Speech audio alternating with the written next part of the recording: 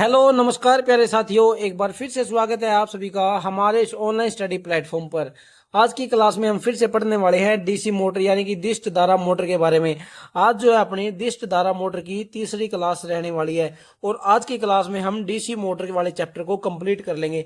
इसके बाद हम कौन सा चैप्टर स्टार्ट करेंगे? इसके बाद चैप्टर स्टार्ट करेंगे, बहुत इंपॉर्टेंट चैप्टर होता है अल्टरनेटर वाला। इसके बाद कौन सा चैप्टर स्टार्ट करेंगे? अल्टरनेटर का। आज की क्लास में डीसी मोटर के चैप्टर को कंप्लीट कर लेंगे। इससे पहले हमने कल की क्लास में मैंने आपको क्या बताया था कि जो वर्गीकरण किया हुआ है डीसी मोटर का, जैसे सीरीज मोटर होता है, शंट मोटर, कंपाउंड मोटर, उन सभी मोटर के बारे में हम कल ने विस्तार से पढ़ा था हमने कल। ठीक है, अगर आपने कल वाली वीडियो अभी तक नहीं देखी है तो पहले आप कल वाली वीडियो देख लीजिए, ताकि आज वाले जो आप मैं पढ़ाता हूँ वो आपको अच्छे तरीके से समझ आ जाए, क्योंकि कल से रिलेटेड रहने वाला है। जब आपको यही नहीं पता होगा कि डीसी मोटर कितने प्रकार की होती है तो आप कैसे समझोगे कि वो जो स्टार्टर इसमें प्रयोग किए गए हैं वो स्टार्टर कौन सी मोटर पर प्रयोग किए जाने वाले हैं। ठीक है, इसलिए कल वाली क्लास आपके लिए इंपॉर्टेंट है, पहले आप वो कल वाली क्लास देख लीजिए। तो चलिए ज्यादा टाइम ना खराब करते हुए आज की क्लास को स्टार्ट करते हैं, समझते हैं डीसी मोटर के स्टार्टर को। देखिए, दिष्ट धारा मोटर के स्टार्टर का प्रयोग हमें क्यों करना पड़ा? प्रारंभिक धारा को सीमित करने के लिए स्टार्टर का प्रयोग किया जाता है। यानी कि जब हम मोटर को स्टार्ट करते हैं तो अगर हम उसके अंदर स्टार्टर का प्रयोग नहीं करेंगे तो शुरुआत में जो करंट होती है, करंट का मान बहुत ही ज्यादा होता है। क्या होता है? अगर हम स्टार्टर का प्रयोग नहीं करेंगे तो मोटर के अंदर बहुत ही ज्यादा करंट जाती है, जिससे हमारी कोयल फूकने का डर रहता है, जो वाइंडिंग होती है। इसलिए उस करंट का मान को कम करने के लिए हमें स्टार्टर की आवश्यकता पड़ी। अब स्टार्टर का मेन कार्य यही होता है कि जो शुरुआती धारा होती है उसको कम करने का कार्य स्टार्टर का होता है। अब जो स्टार्टर है वो तीन प्रकार के होते हैं। एक होता है 2 बिंदु स्टार्टर, एक होता है 3 बिंदु स्टार्टर और एक होता है 4 बिंदु स्टार्टर। तीनों स्टार्टर अलग अलग मोटरों के लिए प्रयोग किए जाते हैं। देखिए, सबसे पहले समझते हैं हम 2 पॉइंट स्टार्टर यानी कि 2 बिंदु स्टार्टर को। 2 बिंदु स्टार्टर को हमेशा सीरीज मोटर के लिए ही प्रयोग किया जा सकता है। किसके लिए? सीरीज मोटर के लिए प्रयोग किया जा सकता है। इसका सर्किट डायग्राम देखिए, यहां पर एक पॉजिटिव है और एक नेगेटिव है। यहां से हमने डीसी सप्लाई दी है, यहां से जो आर्मेचर वाइंडिंग आ गई है, ये आर्मेचर वाइंडिंग इसकी सीरीज में जुड़ी हुई है फील्ड वाइंडिंग। अब इनके सीरीज में क्या है? इनके सीरीज में यहां पर एक कोयल जुड़ी है। इस कोयल का नाम होता है एनवीसी यानी कि नो वोल्ट कोयल। क्या बोला जाता है? नो वोल्ट कोयल। अब ये नो वोल्ट कोयल इधर रेजिस्टेंस से जोड़ी जाती है। किसे? रेजिस्टेंस से, जिससे जो है शुरुआत में जो करंट जाती है उसका मान कम हो जाए। यहां पर एक ये पॉइंटर लगा हुआ होता है, जिस स्प्रिंग की हेल्प से, किसकी हेल्प से? स्प्रिंग की हेल्प से ये एक पॉइंटर लगा रहता है। ठीक है, इतना आपको समझ आ गया होगा। इसमें समझने वाली क्या बात होती है जो आपसे एग्जाम में पूछा जा सकता है? एग्जाम में आपसे पूछा जाता है जो नो वोल्ट कोयल है वो कैसे जुड़ी होती है एक 2 पॉइंट स्टार्टर में। याद रखना, आर्मेचर और फील्ड वाइंडिंग के सीरीज में जुड़ी होती है और इसमें केवल एक ही कोयल का प्रयोग किया जाता है, नो वोल्ट कोयल का। एक होती है OLC, ओवरलोड कोयल। कौन सी? ओवरलोड कोयल। उसका प्रयोग 2 पॉइंट स्टार्टर में नहीं किया जाता और सीरीज मोटर में केवल इसका प्रयोग किया जा सकता है। और सबसे सरल प्रकार का स्टार्टर होता है, इसमें केवल 2 बिंदु होते हैं।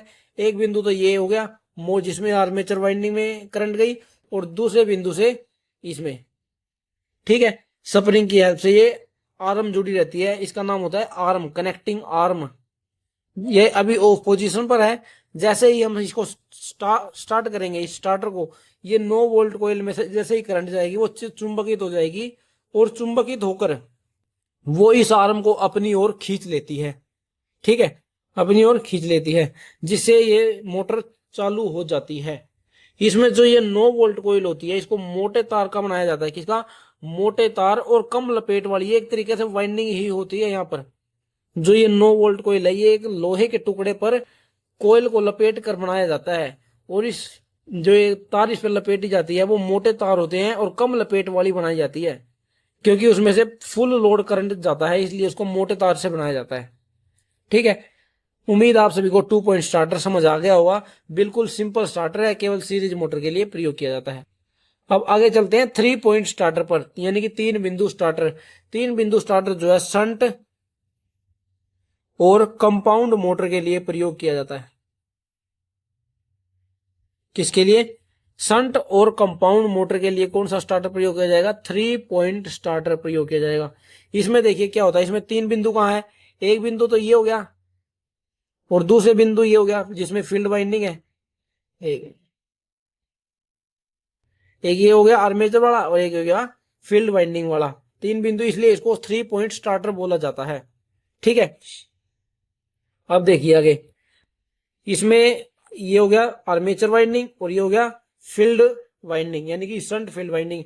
अब जो इसमें 9 वोल्ट कोयल है, देखिए ये रहा एनवीसी, यानी कि जो 9 वोल्ट कोयल है इसको शंट फील्ड के सीरीज में कनेक्ट किया जाता है। किसके?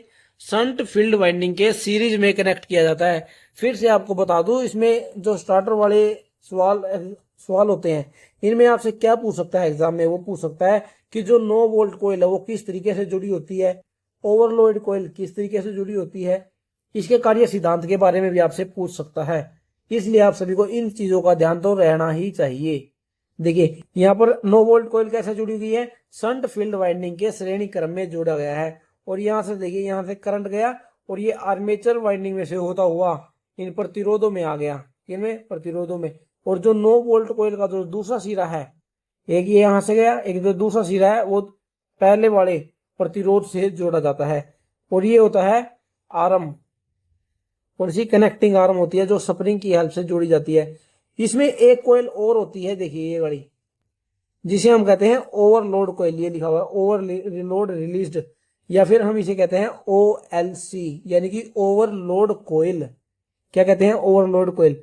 और जो ये सॉफ्ट आयरन का पीस होता है जिसके ऊपर NVC की जाती है और OLC वाइंडिंग की जाती है। ठीक है, इतना आपको समझ आ गया होगा। अब ये कार्य किस तरीके से करता है वो भी देख लेते हैं। देखिए कार्य सिद्धांत जरूरी है पता होना। जैसे ही यहां से करंट जाती है, ये ओवरलोड कोयल है, जो ओवरलोड में से ज्यादा इतना करंट चला जाता है कि ये चुंबकित नहीं हो पाती है। कितनी? ये जो है ज्यादा चुंबकित नहीं हो पाती है। जो इसके नीचे ट्रिपिंग प्लंजर लगा हुआ है, एक क्या लगा हुआ है? ट्रिपिंग प्लंजर लगा हुआ है। ठीक है, जैसे ही यहां से करंट जाती है, ये 9 वोल्ट कोयल में से भी चुंबकित हो जाती है, जिसके कारण ये अपनी ओर आकर्षित कर लेती है इसको, कनेक्टिंग आर्म को। जो ये कनेक्टिंग आर्म होती है, ये 9 वोल्ट कोयल इसको अपनी ओर आकर्षित कर लेती है, जिससे मोटर जो है चालू हो जाती है। अब जो ये रेजिस्टेंस लगे हुए हैं, इनकी हेल्प से स्टार्टिंग करंट को कम किया जाता है। अब 3 पॉइंट स्टार्टर जो है ये रक्षा भी करता है इसकी मोटर की। अगर मोटर कभी भी ओवरलोड हो गई, क्या होगी? ओवरलोड हो गई तो तब क्या होता है? तब ये जो स्टार्टर होता है ये मोटर को बंद कर देता है। वो किस तरीके से बंद करता है वो देखिए। अब मान लीजिए इस मोटर के अंदर ओवरलोड हो गया, तो ओवरलोड के कारण ज्यादा करंट जाएगी, या फिर हम ऐसी कंडीशन आ जाए मोटर में कि इसके अंदर करंट ज्यादा जाने लग जाए, यानी कि ओवर करंट हो जाए, तब इस ओवरलोड कोयल के अंदर इतना करंट चला जाता है कि ये चुंबकित हो जाती है, ये ज्यादा चुंबकित हो जाती है। और ये जो नीचे इसके ट्रिपिंग प्लंजर लगा हुआ होता है, इसको अपनी ओर आकर्षित कर लेती है। क्या? इसको ऊपर की ओर उठा देगी। ये ऊपर की ओर उठने के कारण ये देखिए यहां पर ये 9 वोल्ट कोयल के 2 सिरे आए हुए हैं इधर। अब ये 9 वोल्ट कोयल के सिरे से ये ट्रिपिंग प्लंजर जुड़ जाता है, जिससे 9 वोल्ट कोयल के दोनों सिरे आपस में शॉर्ट सर्किट हो जाते हैं। क्या हो जाते हैं? अपने आपस में शॉर्ट सर्किट हो जाते हैं, जिसके कारण ये विचुंबकित हो जाती है। 9 वोल्ट कोयल 9 वोल्ट कोयल विचुंबकित हो जाती है, जिसके कारण ये स्प्रिंग इसको ऑफ की पोजीशन पर खींच लेता है, जिससे मोटर बंद हो जाती है। ये इसका कार्य सिद्धांत है, बिल्कुल आसान कार्य सिद्धांत है, याद रखना। 3 पॉइंट स्टार्टर का प्रयोग शंट और कंपाउंड मोटर के लिए प्रयोग किया जाता है। इसके अंदर 2 कोयल होती है, ओवरलोड कोयल और एक 9 वोल्ट कोयल। 9 वोल्ट कोयल को शंट फील्ड वाइंडिंग के सीरीज में जोड़ा जाता है और ओवरलोड कोयल को सप्लाई के सीरीज में जोड़ा जाता है। किसके? सप्लाई के सीरीज में जोड़ा जाता है। अब चलते हैं 4 पॉइंट स्टार्टर यानी कि 4 बिंदु स्टार्टर। 4 पॉइंट स्टार्टर का प्रयोग भी है शंट और कंपाउंड मोटर के लिए किया जाता है। किसके लिए?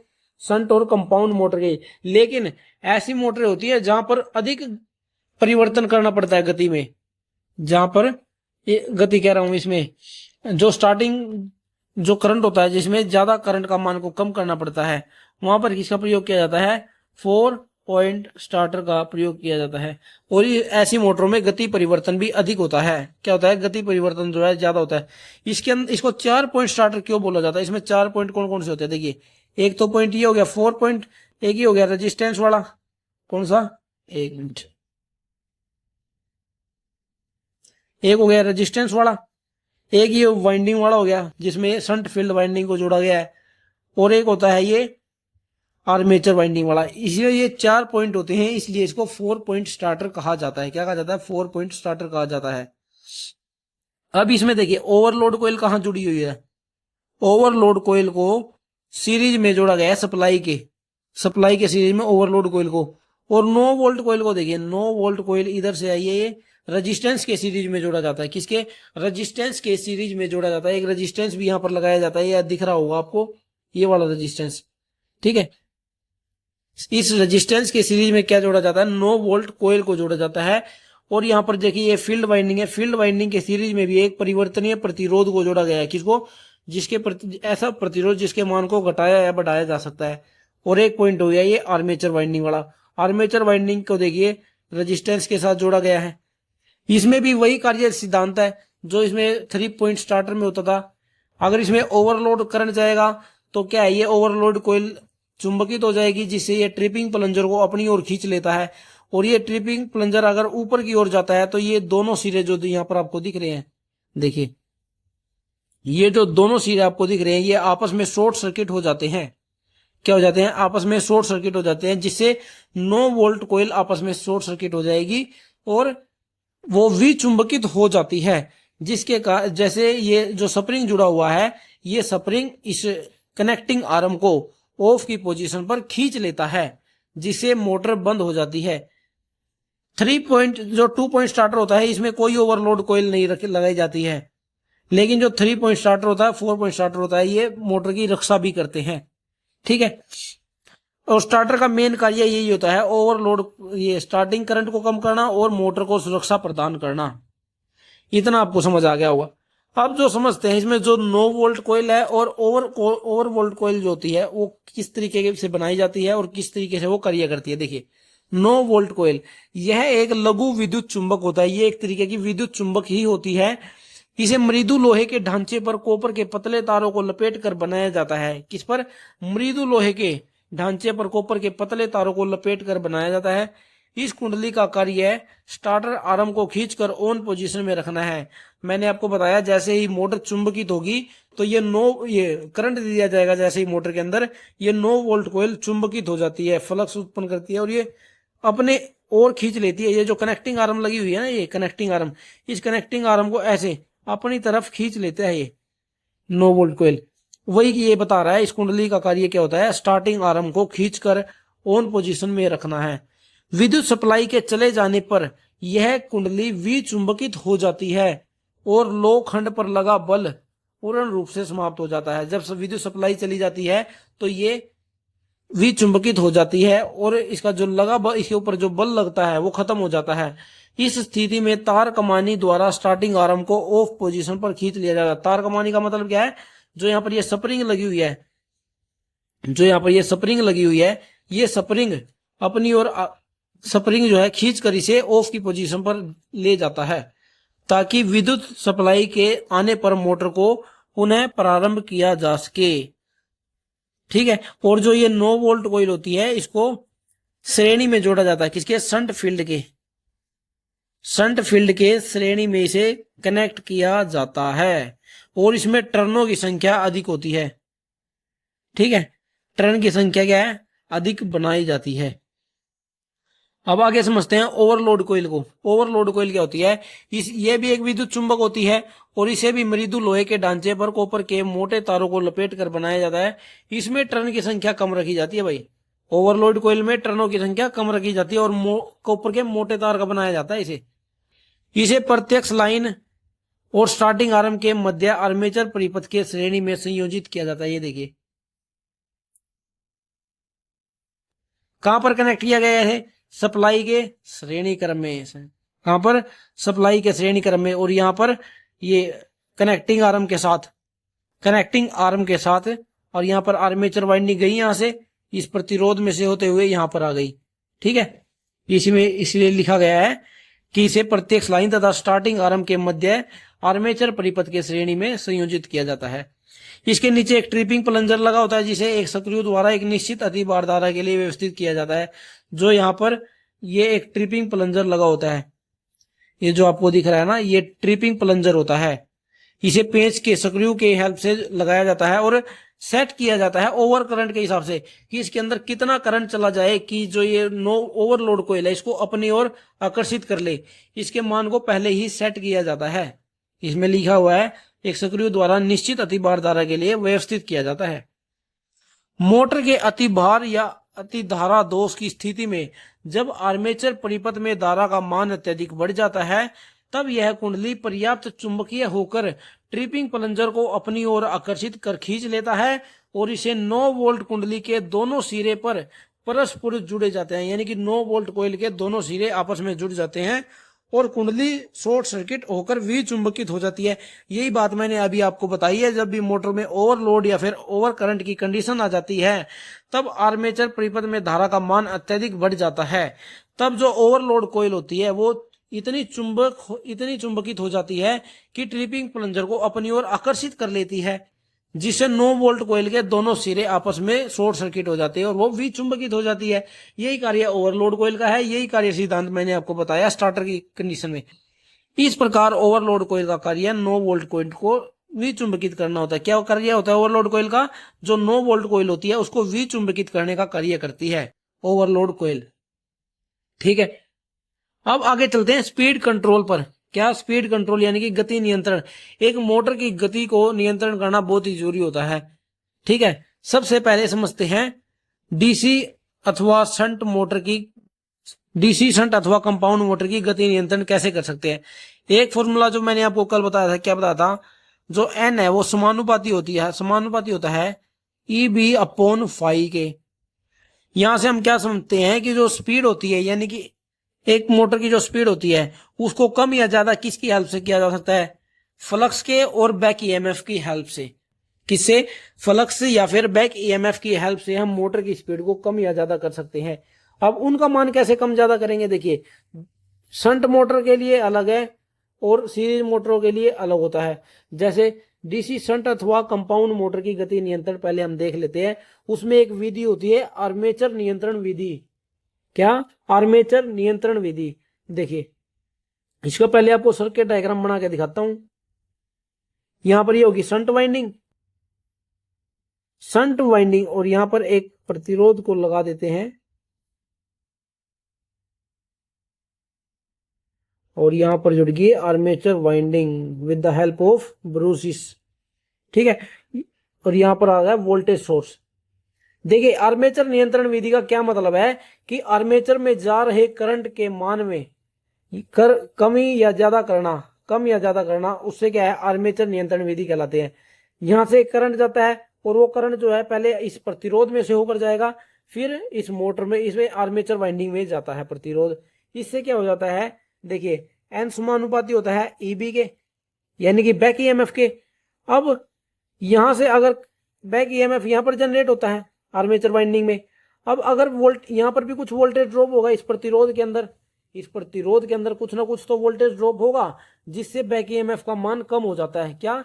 जिससे बैक ईएमएफ का मान कम हो जाता है। क्योंकि आप सभी ने कल की क्लास में पढ़ा है बी बी बराबर V minus I A R A होता है, आई ए आर ए, यानी कि बैक ईएमएफ का मान जो है वोल्टेज ड्रॉप पर डिपेंड करता है। अगर यहां पर कुछ ना कुछ वोल्टेज ड्रॉप होगा तो बैक ईएमएफ का मान कम हो जाएगा। अगर बैक ईएमएफ का मान कम हो जाएगा तो मोटर की स्पीड भी कम हो जाएगी, मोटर की स्पीड भी कम हो जाएगी। इससे हम क्या समझे? जो आर्मेचर नियंत्रण विधि है इसका प्रयोग क्यों किया जाता है? मोटर की गति को कम करने के लिए। जब भी अगर हमें शंट या फिर कंपाउंड मोटर की गति को कम करना है तो हम आर्मेचर नियंत्रण विधि का प्रयोग करते हैं। और इतना समझ आ गया होगा कि आर्मेचर नियंत्रण विधि किस तरीके से कार्य करती है। आर्मेचर के श्रेणी में एक प्रतिरोध को जोड़ देते हैं जिससे वोल्टेज ड्रॉप हो जाती है और बैक ईएमएफ का मान कम हो जाता है। अब बैक ईएमएफ का मान स्पीड पर डिपेंड करता है। अब जो अगली विधि है वो होती है फील्ड नियंत्रण विधि, यानी कि फील्ड कंट्रोल मेथड। अब एन समानुपाती ईबी अपॉन फाई तो हो गया। अब फील्ड नियंत्रण विधि का एक बार हम सर्किट डायग्राम देख लेते हैं। देखिए, यहां पर एक आर्मेचर वाइंडिंग है, यहाँ पर एक फील्ड वाइंडिंग है, फील्ड वाइंडिंग के श्रेणी में एक प्रतिरोध जोड़ा गया है। अब की बार क्या है, अब की बार शंट फील्ड वाइंडिंग के श्रेणी में एक प्रतिरोध को जोड़ा गया है। अब इस कंडीशन में क्या होता है, यहां पर भी कुछ ना कुछ वोल्टेज ड्रॉप होगा जिसके कारण करंट का मान कम होगा। इसमें क्या होता है, जो ये प्रतिरोध होता है, प्रतिरोध के कारण इसमें वाइंडिंग के अंदर, शंट फील्ड वाइंडिंग के अंदर करंट का मान कम हो जाता है, जिससे फ्लक्स का मान भी कम हो जाएगा। अब n समानुपाती 1/5 हो गया। अब n समानुपाती 1/5 है फ्लक्स की कंडीशन में। अगर यहां पर फ्लक्स का मान कम हो जाएगा तो स्पीड बढ़ जाएगी। अगर फ्लक्स का मान कम हो जाएगा तो स्पीड बढ़ जाएगी। फ्लक्स का मान कम क्यों हुआ, क्योंकि यहां पर करंट का मान कम हो गया। करंट का मान कम हो गया और जिससे फ्लक्स का मान भी कम हो जाता है। इसलिए फील्ड कंट्रोल विधि का प्रयोग वहां पर किया जाता है जहां पर हमें सामान्य गति से अधिक गति की आवश्यकता होती है। कहां पर, सामान्य गति से अधिक गति की आवश्यकता जहां पर होगी वहां पर हम फील्ड कंट्रोल मेथड का प्रयोग करते हैं। किसका, फील्ड कंट्रोल मेथड का प्रयोग करते हैं। और जो ये फील्ड कंट्रोल वाला मेथड है ये सरल और सस्ता होता है, सरल और सस्ता, और इससे उच्च दक्षता भी मिलती है, उच्च दक्षता भी मिलती है। जो ये आर्मेचर कंट्रोल मेथड होता है ये उच्च दक्षता वाला मेथड नहीं है, क्योंकि यहाँ पर वोल्टेज ड्रॉप हो गया, यहाँ पर कुछ ना कुछ लॉस हो जाता है, ठीक है। लेकिन जो फील्ड कंट्रोल मेथड होता है ये सरल, सस्ता और उच्च दक्षता वाला मेथड होता है। और किसकी गति नियंत्रण की जा सकती है, शंट और कंपाउंड मोटर की, और कैसी गति को बढ़ाया जा सकता है। अब हमने देख लिया शंट और कंपाउंड के लिए। अब हम देखते हैं सीरीज मोटर की गति कैसे नियंत्रण कर सकते हैं। उसमें होता है आर्मेचर डाइवर्टर विधि। पहली विधि कौन सी होती है, आर्मेचर डाइवर्टर विधि। उस देखिए पहले इसका सर्किट डायग्राम बना लेते हैं। यहां पर आर्मेचर वाइंडिंग होती है, यहां से आया वोल्टेज सोर्स।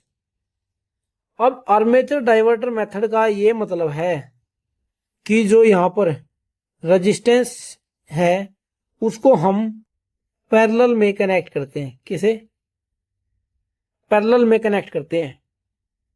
किसके, आर्मेचर वाइंडिंग के। यहां पर आर्मेचर वाइंडिंग है, ये आर्मेचर वाइंडिंग के पैरेलल में एक प्रतिरोध, परिवर्तित प्रतिरोध को जोड़ा जाता है। किसको, परिवर्तित प्रतिरोध को जोड़ा जाता है। अब वही मेथड n समानुपाती EB/φ, n समानुपाती EB/φ।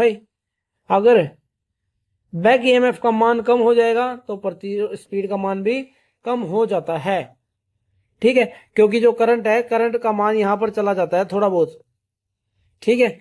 और इसीलिए हम इसको पैरेलल में लगाते हैं एक प्रतिरोध को, परिवर्तित प्रतिरोध को। आर्मेचर डाइवर्टर विधि का प्रयोग वहां पर किया जाता है जहां पर कम गति की, सामान्य गति से कम गति की आवश्यकता होती है। देखिए इसमें भी जो शंट और कंपाउंड मोटर थी उसमें भी सेम था। जो आर्मेचर विधि होती है उसका प्रयोग कहाँ किया जाता है, सामान्य से कम गति के लिए। और सीरीज मोटर में भी सेम है, आर्मेचर डाइवर्टर, बस नाम बदल गया। वहां पर आर्मेचर कंट्रोल था, यहाँ पर आर्मेचर डाइवर्टर विधि है।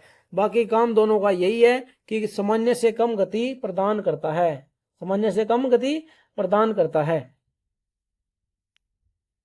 ठीक है। और ये इस विधि में क्या होता है, देखिए जो इसका रियल काम होता है, यहां पर कम करंट जाएगा, करंट कहां पर ज्यादा जाएगा, करंट जो है यहां पर ज्यादा बढ़ जाता है फील्ड वाइंडिंग में, फील्ड की धारा को फील्ड धारा बढ़ जाती है इसमें। ये था आर्मेचर डाइवर्टर। अब इसका जो सीरीज मोटर होती है, सीरीज मोटर में दूसरी जो विधि है वो कौन सी है, फील्ड डाइवर्टर विधि। इसमें देखिए फील्ड डाइवर्टर विधि का क्या मतलब है, इसके फील्ड में एक पैरेलल में प्रतिरोध जोड़ दिया जाता है।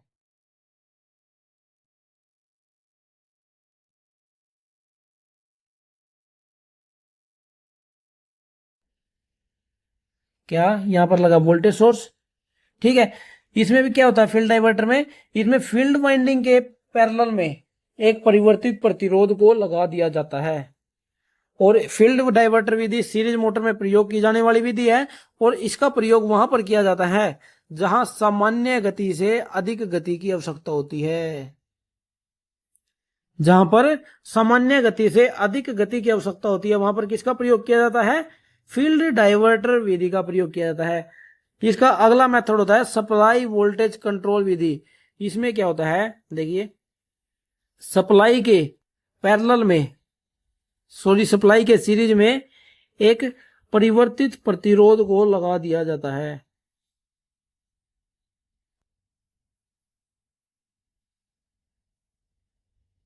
क्या कर दिया जाता है? सप्लाई के सीरीज में एक परिवर्तित प्रतिरोध को लगा दिया जाता है। इसका प्रयोग भी जो है डीसी सीरीज मोटर के लिए प्रयोग किया जाता है और बिल्कुल सिंपल मेथड है। एक होता है फील्ड टैप मेथड, सबसे सरल मेथड है, सबसे सरल मेथड। सेंटर के एग्जाम में एक बार सवाल आया हुआ है कि जो डीसी सीरीज, जो डीसी मोटरें होती हैं उनमें सबसे सरल विधि कौन सी है गति को नियंत्रण करने की। क्या सवाल आया हुआ है कि जो डीसी मोटरें होती है उसमें गति को नियंत्रण करने की सबसे सरल मेथड कौन सा है, सबसे सरल विधि कौन सी है? तो फील्ड टैप विधि जो है सबसे सरल विधि होती है। ठीक है, इसमें क्या होता है, इसके सीरीज फील्ड वाइंडिंग में लपेट संख्या को रोटरी स्विच की सहायता से कम या ज्यादा करके मोटर की गति को परिवर्तित कर सकते हैं। कैसे? जो इसकी लपेट संख्या होती है सीरीज फील्ड वाइंडिंग की, ये देखिए जो सीरीज फील्ड वाइंडिंग है, इसे एक रेगुलेटर की मदद से, यानी कि एक रोटरी की स्विच से, रोटरी स्विच की हेल्प से कम या ज्यादा कर देते हैं इसके जो फील्ड के ये जो टर्न संख्या होती है, ठीक है, उसे हम इसकी स्पीड को कंट्रोल कर सकते हैं, कम या ज्यादा दोनों कर सकते हैं इससे। और एक यूनिवर्सल मेथड होता है कम या ज्यादा करने का, कौन सा? वार्ड लियोनार्ड गति नियंत्रण विधि। नाम भी आपने पहले इसका सुन रखा होगा, बहुत ही इंपॉर्टेंट होता है, इंपॉर्टेंट होता है, जो अगर एग्जाम में सवाल आए ना इससे ज्यादा पूछे जाते हैं। वार्ड लियोनार्ड गति नियंत्रण विधि एक यूनिवर्सल मेथड होता है, ठीक है। इसमें लेकिन क्या है, इसमें 3 मशीनों की आवश्यकता होती है। किसकी? 3। एक मोटर जनरेटर सेट अलग से चाहिए होता है इसके अंदर। क्या? एक मोटर जनरेटर सेट। देखिए यहाँ पर एक डीसी जनरेटर सेट किया गया है और यहाँ पर एक कंट्रोल्ड डीसी मोटर होती है। लेकिन जो इसका वार्ड लियोनार्ड मेथड है इसका प्रयोग केवल वहीं पर किया जाता है जहां पर बड़ी बड़ी मशीनें होती है, जैसे स्टील रोलिंग मिल में। कहां पर? स्टील रोलिंग मिल के अंदर, पेपर मिल के अंदर, होइस्ट के अंदर, एलिवेटर के अंदर। एलिवेटर, इसका वार्ड लियोनार्ड गति मेथड का प्रयोग वहीं पर किया जाता है जहां पर बड़ी बड़ी मशीनें होती है। छोटी मशीनों के लिए इसलिए नहीं किया जाता क्योंकि उनके, अब अगर छोटी मशीनों को गति को ही कंट्रोल करने के लिए हम 2 अलग से मशीनें लेकर आ गए तो हमारे लिए वो जो मेथड है कितना महंगा पड़ जाएगा और कितनी जगह फालतू चाहिए 2 मशीनें को और रखने के लिए। इसलिए इस विधि का प्रयोग बड़ी बड़ी मशीनों को की स्पीड को कंट्रोल करने के लिए प्रयोग किया जाता है। इस बात का आपको हमेशा ध्यान रखना है। ये इसका सर्किट डायग्राम है। यहां से एक एसी पावर की सप्लाई दी गई है, वो योग किसके लिए दिए जाते हैं? 3 फेस एसी इंडक्शन मोटर के द्वारा। किसके द्वारा? देखिए एक इसमें एक ना सप्लाई दी जाती है डीसी सप्लाई। कौन सी? डीसी सप्लाई दी जाती है। लेकिन जो डीसी जनरेटर होता है, डीसी जनरेटर के आर्मेचर को सप्लाई देने के लिए 3 फेज इंडक्शन मोटर का प्रयोग करते हैं। किसका? 3 फेज इंडक्शन मोटर का प्रयोग करते हैं। 3 मशीनें कौन सी होगी? एक तो मोटर जनरेटर सेट हो गया, एक तो जनरेटर हो गया डीसी जनरेटर, एक डीसी मोटर होगी और एक ये 3 फेज इंडक्शन मोटर। 3 मशीनों की आवश्यकता होती है एक मशीन की गति को नियंत्रण करने के लिए। अब इसमें भी है जो 2 मेथड होते हैं स्पीड को कंट्रोल करने के लिए। एक होता है आर्मेचर वोल्टेज कंट्रोल मेथड। जब सामान्य गति से कम गति हमें चाहिए है, कौन सी? जब हमें सामान्य गति, मोटर की सामान्य गति से कम गति की आवश्यकता है, सामान्य गति से कम गति की आवश्यकता है, तब हम आर्मेचर वोल्टेज कंट्रोल विधि का प्रयोग करते हैं। और इस विधि में जो है टॉर्क कांस्टेंट रहता है। क्या रहता है? कांस्टेंट रहता है टॉर्क। ये इंपॉर्टेंट पॉइंट है इसके अंदर। टॉर्क क्या रहता है? कांस्टेंट रहता है। एक होती है फील्ड फ्लक्स कंट्रोल मेथड। इस मेथड का प्रयोग वहां पर किया जाता है जब सामान्य गति से उच्च गति की आवश्यकता होती है। कहां पर? जब सामान्य गति से उच्च गति की आवश्यकता होती है वहां पर किसका? फील्ड फ्लक्स कंट्रोल मेथड का प्रयोग किया जाता है। और यहां पर पावर कांस्टेंट रहती है, पावर कांस्टेंट रहती है इस विधि में, फील्ड फ्लक्स कंट्रोल वाली मेथड वाली विधि में। ठीक है, इतना आपको समझ आ गया होगा। अब जो इसका लाभ और हानि क्या होती है, देखिए अब जो वार्ड लियोनार्ड मेथड होता है इसमें जो स्पीड रेगुलेशन है वो अच्छी होती है, स्पीड रेगुलेशन अच्छी होती है, दक्षता भी इसकी अच्छी होती है। ठीक है, और वार्ड लियोनार्ड का प्रयोग हम यानी कि 0 से फुल लोड तक चाहे जितनी मर्जी गति की हमें आवश्यकता हो उस गति का प्रयोग का इसमें हम ले सकते हैं। ठीक है, इस विधि द्वारा ना मशीन की जो गति नियंत्रण है वो दोनों दिशाओं में, क्या दोनों दिशाओं में यानी कि पॉजिटिव में भी और नेगेटिव में भी हम शून्य से अधिकतम, यानी कि जब मोटर को हमें इधर की ओर घुमाना है या फिर मोटर को हमें इस दिशा की ओर घुमाना है, दोनों दिशाओं में, दोनों दिशाओं में शून्य से अधिकतम तक, शून्य से अधिकतम तक दोनों ही दिशाओं में इसकी गति को प्राप्त कर सकते हैं, यानी कि प्रचालित किया जा सकता है इस विधि में। इतना आपको समझ आ गया होगा। लेकिन इसके हानि, इसका एक फायदा और है, क्या, जो मैंने यहां पर आपको बताया कि जो ये वार्ड लियोनार्ड जो मेथड होता है ये constant torque, constant torque, constant power, constant torque, constant power पर इसका इस्तेमाल किया जा सकता है। दोनों पर ही यह कार्य करती है वार्ड लियोनार्ड कंट्रोल मेथड। और आप सभी को बता दूं सेंटर के एग्जाम में ये एक बार सवाल पूछा गया है कि कांस्टेंट टॉर्क और कांस्टेंट पावर और कौन सी मशीनों के कौन सी विधि का प्रयोग कर सकते हैं। अगर हमें कांस्टेंट टॉर्क चाहिए और कांस्टेंट पावर तो हम कौन से मेथड का प्रयोग करें, तो उसमें ऑप्शन था वार्ड लियोनार्ड गति कंट्रोल मेथड का प्रयोग हम कांस्टेंट टॉर्क और कांस्टेंट पावर के लिए कर सकते हैं। लेकिन क्या है, इसका हानि क्या होती है वार्ड लियोनार्ड की, इसके लिए सिस्टम बहुत महंगा पड़ता है, ये सिस्टम बहुत महंगा पड़ता है क्योंकि 3 मशीनों की आवश्यकता होगी एक मशीन की वो स्पीड को कंट्रोल करने के लिए, इस वजह से ये जो है महंगा पड़ता है सिस्टम। अब आगे देख लेते हैं मोटर की एफिशिएंसी, यानी कि एफिशिएंसी ऑफ मोटर। पिछले चैप्टर में भी मैंने आपको बताया था जो एफिशिएंसी है मोटर की वो क्या होती है, आउटपुट बटा में इनपुट। दर्शाया किससे जाता है इसको, इससे। ठीक है, इससे इसको दर्शाया जाता है आउटपुट बटा इनपुट। अगर हमें ये परसेंटेज में चाहिए तो इसके साथ गुणा 100 लगा देंगे। एफिशिएंसी ऑफ मोटर क्या होती है, आउटपुट बटा इनपुट इंटू 100। अगर हमें अधिकतम दक्षता चाहिए होती है, अधिकतम दक्षता, तो क्या है, परिवर्तित हानियों का मान, परिवर्तित हानियों का मान स्थिर हानियों के बराबर होना चाहिए। न जाने कितनी बार ये सवाल आ गया है एग्जाम में, कोई सीमा नहीं है इस सवाल की कि ये कितनी बार आ गया है एग्जाम में। क्या हर एक डिपार्टमेंट इससे ना रिलेटेड एग्जाम में पूछ ही लेता है कि जो अधिकतम दक्षता होती है। अभी जो HSSC का एग्जाम हुआ था ALMSC का, उसमें भी ये सवाल पूछा गया था और सेंटर के में भी क्या पता कितनी बार ये सवाल आ चुका है कि जो अधिकतम दक्षता होती है किसी भी मशीन की, चाहे वो जो ट्रांसफार्मर हो, चाहे अल्टरनेटर हो, चाहे DC जनरेटर हो, चाहे DC मोटर हो, चाहे इंडक्शन मोटर हो, हर एक कंडीशन में अधिकतम दक्षता वाला सवाल आपके सामने आ जाए तो उसका जवाब एक ही होगा, परिवर्तित हानियों का मान स्थिर हानियों के बराबर होगा।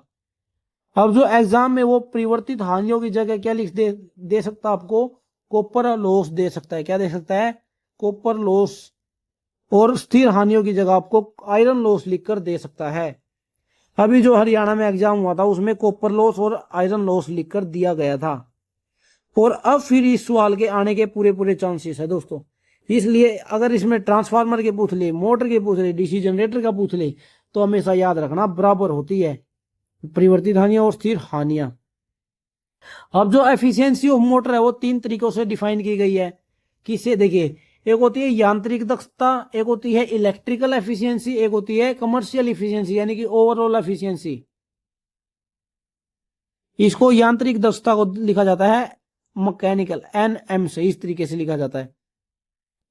और इस चीज को मैंने डीसी जनरेटर वाले चैप्टर में बड़े ही अच्छे तरीके से बताया है कि ये यांत्रिक दक्षता कैसे निकालते हैं, वैद्युतिक दक्षता कैसे निकालते हैं, और ओवरऑल या फिर कमर्शियल एफिशिएंसी को कैसे निकाला जाता है। एक बार फिर से बताता हूं, जिसको जब समझ नहीं आया वो अभी समझ लीजिए अच्छे तरीके से। देखिए, यांत्रिक दक्षता, यांत्रिक क्या होती है? किसी भी मोटर में आउटपुट होती है, किसी भी मोटर की आउटपुट क्या होती है? मैकेनिकल पावर होती है, मैकेनिकल पावर होती है। अब नाम से ही पता चल रहा है मैकेनिकल एफिशिएंसी, यानी कि कितनी तो मैकेनिकल एफिशिएंसी बनी है, उत्पन्न मैकेनिकल एफिशिएंसी बटा में आउटपुट मैकेनिकल एफिशिएंसी। यहां पर ओवरऑल एफिशिएंसी की बात नहीं हो रही। ओवरऑल में तो क्या होता है, यहां पर इनपुट इलेक्ट्रिकल एफिशिएंसी का माना जाता और आउटपुट यांत्रिक शक्ति का, लेकिन यहां पर केवल मैकेनिकल एफिशिएंसी की बात हो रही है। और मैकेनिकल एफिशिएंसी क्या होता है? आउटपुट यांत्रिक शक्ति बटा में उत्पन्न कितनी तो एक मोटर के अंदर यांत्रिक शक्ति बनी है और उसके अंदर कुछ स्ट्रे क्षतियों के कारण, यानी कि स्ट्रे लॉसेस के कारण उसके अंदर कुछ लॉस हो जाते हैं और आउटपुट शक्ति के मान में कुछ ना कुछ कमी आकर मिलती है। यानी कि मान लीजिए अगर उत्पन्न शक्ति 100 हुई है और अगर हमें आउटपुट में कितनी मिली है 90, तो 10 का यहाँ पर लॉस हो जाता है, 10 का यहाँ पर लॉस हो जाता है। किसके कारण? स्ट्रे लॉसेस या फिर घर्षण हानियों के कारण, घर्षण हानियों के कारण। अब यहाँ पर वैद्युतिक दक्षता क्या होती है? वैद्युतिक दक्षता को NE से लिखा जाता है। अब वैद्युतिक दक्षता क्या होती है? किसी भी मोटर के अंदर आप बताइए इनपुट में क्या दिया जाता है? किसी भी मोटर के अंदर इलेक्ट्रिकल दे दी जाती है, यानी कि विद्युतिक शक्ति इनपुट में दी जाती है। इसलिए वैद्युतिक दक्षता क्या होती है? इनपुट वैद्युतिक शक्ति बटा ऊपर आ गया उत्पन्न यांत्रिक शक्ति। ऊपर ये मत लिखना कि आउटपुट शक्ति, आउटपुट यांत्रिक शक्ति नहीं आएगा, ऊपर आएगा उत्पन्न यांत्रिक शक्ति। क्योंकि जितनी मोटर के अंदर इलेक्ट्रिकल शक्ति दी गई है उस शक्ति से कितनी शक्ति प्राप्त हुई है ये होगी। क्योंकि जो आउटपुट होती है वो तो लॉसेस के समेत हो जाती है, कुछ ना कुछ उसके अंदर लॉस आ जाते हैं तब हमें आउटपुट मिलती है। इसलिए वैद्युतिक दक्षता वो होती है जितनी हमने उसके अंदर वैद्युतिक शक्ति दी है और ऊपर वो आता है जितनी उस इलेक्ट्रिकल शक्ति के द्वारा उत्पन्न यांत्रिक शक्ति हुई है। उम्मीद है आप सभी को वैद्युतिक दक्षता भी समझ आ गया होगा। अब व्यावसायिक दक्षता क्या होती है? व्यावसायिक दक्षता को लिखा जाता है NC से, यानी कमर्शियल एफिशिएंसी। इसे हम ओवरऑल एफिशिएंसी भी कहते हैं, ओवरऑल एफिशिएंसी यानी कि ओवरऑल दक्षता। अब इसमें ओवरऑल में आता है आउटपुट यांत्रिक शक्ति, कितनी मोटर के द्वारा आउटपुट में यांत्रिक शक्ति हुई है, मिली है, और उसके अंदर कितनी विद्युतिक शक्ति दी गई थी, कितनी उसके अंदर विद्युतिक शक्ति दी गई थी और कितनी उसने बाहर निकाली है, कितनी उसने बाहर निकाली है। अब यहां पर एक चीज और होती है, देखिए अधिकतम यांत्रिक शक्ति की कुछ पॉइंट है। देखिए आपको बता दूं, एक मिनट, अधिकतम यांत्रिक शक्ति,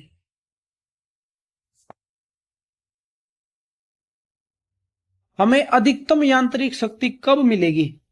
देखिए यहां पर यह बात अधिकतम दक्षता की नहीं हो रही है। अब की बार ये जो मैंने आपको बताया ना, परिवर्तित हानियों का मान स्थिर हानियों के बराबर होगा, ये होता है अधिकतम दक्षता की कंडीशन में। लेकिन मैंने आपसे पूछा है यांत्रिक शक्ति के बारे में, अधिकतम यांत्रिक शक्ति कब मिलेगी?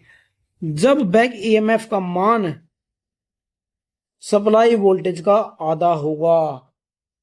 बहुत ही ज्यादा इंपॉर्टेंट है, वेरी वेरी इंपॉर्टेंट। क्या बताया मैंने? अधिकतम यांत्रिक शक्ति कब मिलती है एक मोटर में? जब बैक EMF का मान सप्लाई वोल्टेज का आधा होता है। जब सप्लाई वोल्टेज का आधा होगा बैक EMF, तब एक मोटर के द्वारा अधिकतम यांत्रिक शक्ति प्रदान की जाती है। इतना आपको समझ आ गया होगा। अब समझते हैं डीसी मोटर की घूर्णन दिशा को परिवर्तित कैसे कर सकते हैं। किसको? जो डीसी मोटर होती हैं इनकी हमें घूर्णन दिशा को, मान लीजिए अभी क्लॉकवाइज घूम रही है, अब एंटी क्लॉकवाइज हमें इसे घुमाना है। वो कैसे घुमा सकते हैं? वो घुमा सकते हैं हम चुंबकीय क्षेत्र की दिशा को परिवर्तित करके, यानी कि जो फील्ड का जो क्षेत्र है, फील्ड का जो मैग्नेटिक फील्ड होती है उसकी दिशा को परिवर्तित करके हम मोटर की दिशा को परिवर्तित कर सकते हैं। और दूसरा तरीका क्या है, आर्मेचर में विद्युत धारा की दिशा को परिवर्तित करके भी। टर्मिनल को नहीं, मैंने आपको कल की क्लास परसों उसमें जो हमारा पार्ट 1 था ना, उसमें मैंने आपको बताया था कि जो टर्मिनल वोल्टेज है उनको टर्मिनल वोल्टेज को बदलकर हम नहीं कर सकते इसमें डीसी मोटर के अंदर दिशा को परिवर्तित।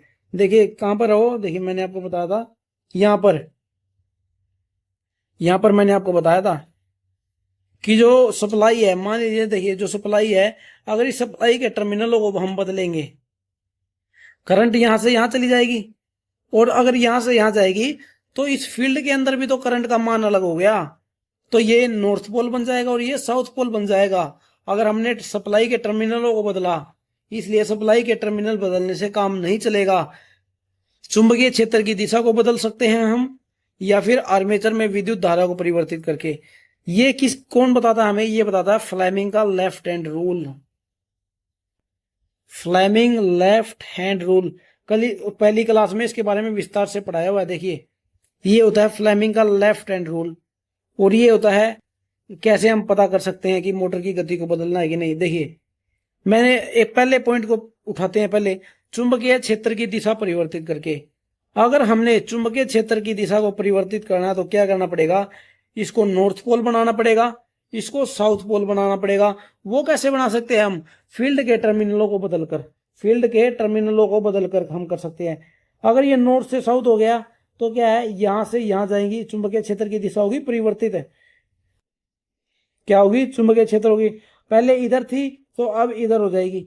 ये इसमें थोड़ा उल्टा बना हुआ है, देखिए पहले की साइड थी, ये देखिए आप, पहले जो है मैग्नेटिक फील्ड की दिशा कहाँ, यहां से यहां है। अब अगर आप इसको नॉर्थ से साउथ को करेंगे तो यहां से यहां हो जाएंगी, क्योंकि जो मैग्नेटिक फील्ड होती है वो हमेशा नॉर्थ से साउथ चलती है, तो इधर से इधर चलने लग जाएंगी। अगर फील्ड की दिशा परिवर्तित हो गई, फील्ड की दिशा अगर पहले इधर थी, अगर फील्ड की दिशा को इधर कर देंगे तो जो ये बल लगेगा, जो इन कंडक्टर पर बल लगेगा वो नीचे की ओर लगना स्टार्ट हो जाएगा। कहां पर, ये जो थ्रस्ट ऑफ मोशन है वो नीचे की ओर आ जाएगा।